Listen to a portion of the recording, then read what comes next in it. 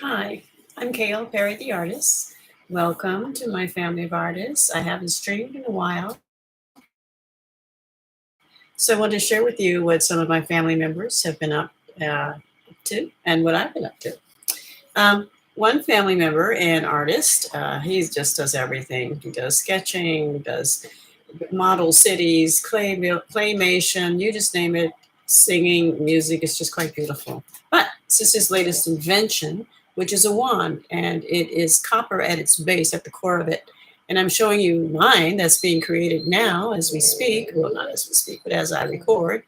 And I'm just loving this. The way mine's going to end up is I'm going to have this crystal quartz as my handle.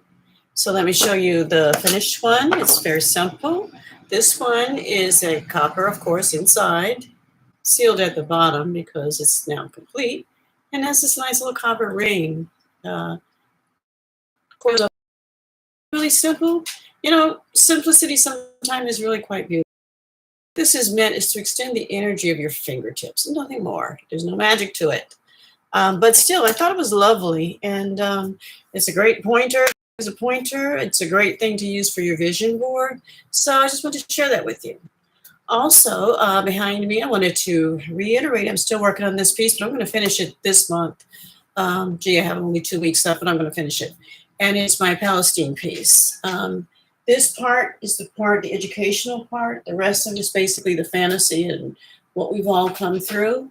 The reality is that Lord Balfour from Britain, as they were pulling out, wrote this letter, and the letter that he wrote as he was pulling out of Palestine, Britain had no business being in there anyway, but as they were pulling out, they said, let the Zionists have their home.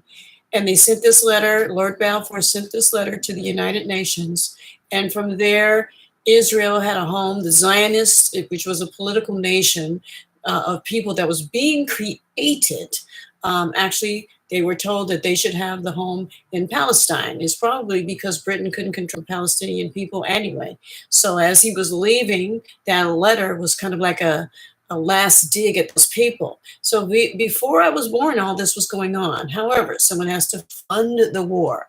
So the United Nations, whoever the members were at the time, all agreed, okay, give them a home there. But they thought the Palestinian people had no fight in them, but they proved that they did have fight in them, and they're fighting to the very end.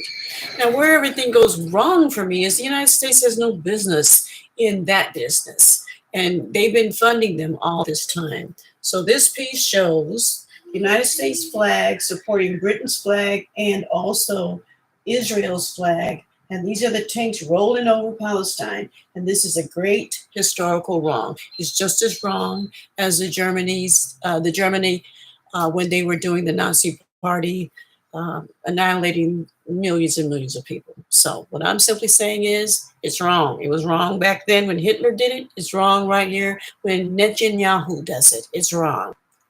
Thanks for listening.